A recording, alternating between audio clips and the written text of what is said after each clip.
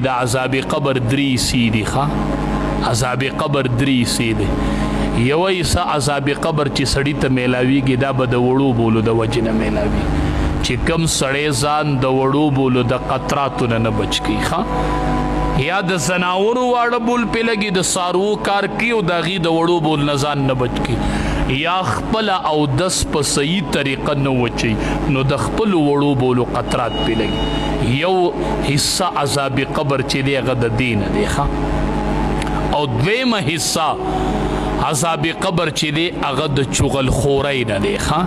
چې چغلخوري په چا کې دته به دویمه حصہ عذاب قبر میلاویږي او دریمه حصہ عذاب قبر چې دی هغه د غیبت د وجې نه دی ښه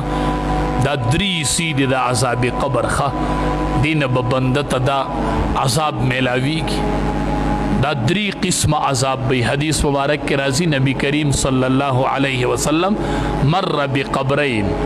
پا یو دو قبرونو باندې نبی کریم صلی اللہ علیہ وسلم تیر شو چی تیر شو نو دوارو تا عذاب ملاوید دوارا پا عذاب کے مبتلو نبی کریم صلی اللہ علیہ وسلم صحابہ کرام توی فیعذب احدهما فیعذب فی البول یو د دې دواړو نه چې دی هغه ته عذاب ورکیږي په باره د وړو بولو کې دا اوس چې په عذاب قبر کې مبتلا دی دا د وړو بولو د وجې نه مبتلا دی ښه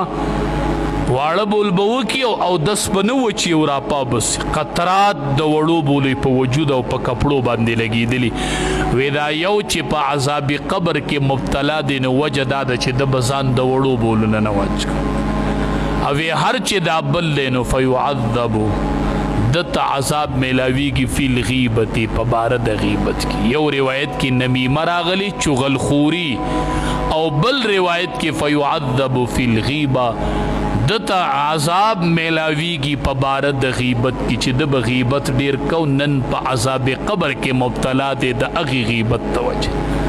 د هغې غیبت توجه نن دی په عذاب قبر کې مبتلا دی او د هغې غیبت توجه نن دته عذاب میلاوي دا ډیره لویه ګناه ده ښه د مسلمان عزت لوټاول تاسو پیژنئ تاسو سود پیژنئ که نه سود څومره عظیمه ګناه ده تاسو خبر یې وی ان ارب الربا نبی کریم صلی اللہ علیہ وسلم صحابہ کرام تو فرمائل وی ان ارب الربا د ټول سودونو نه غټ سود پیژنئ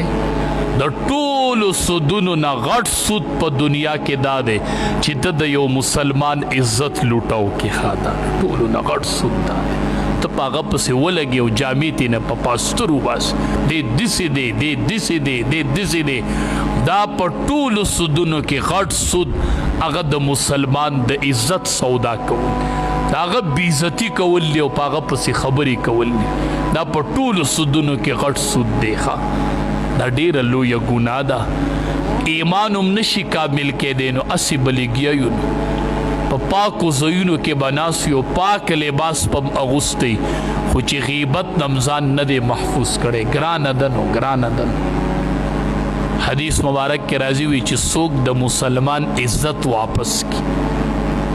د مسلمان د عزت دفاع وکړي دفاع لکه یو ځای کې د سړي غیبت شروع دی طور ته بس